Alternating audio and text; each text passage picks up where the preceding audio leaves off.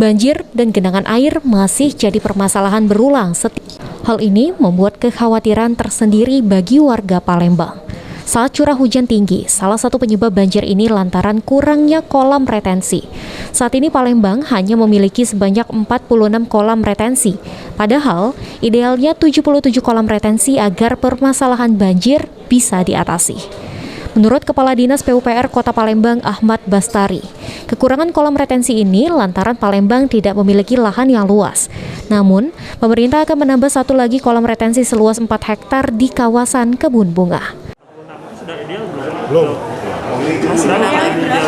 Kalau studi ITB kan 77 lokasi. Kemarin kan box super yang di KM 9 sempat bermasalah. Sekarang apa kabarnya tuh, Kano? Yang pokoknya sudah selesai, tinggal di hilirnya. Air yang menampung dari kilometer 9 itu di simpang bandara dan di kebun bunga. Itu kita rencanakan ada kolam retensi sana sehingga aman.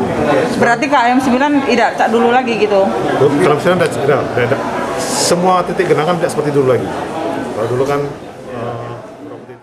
Selain itu, untuk mengantisipasi banjir, Dinas PUPR Kota Palembang menyiapkan pompa mobile dan tim khusus siap siaga banjir di titik rawan banjir di wilayah Palembang. Abidin Rewanto, Paul TV.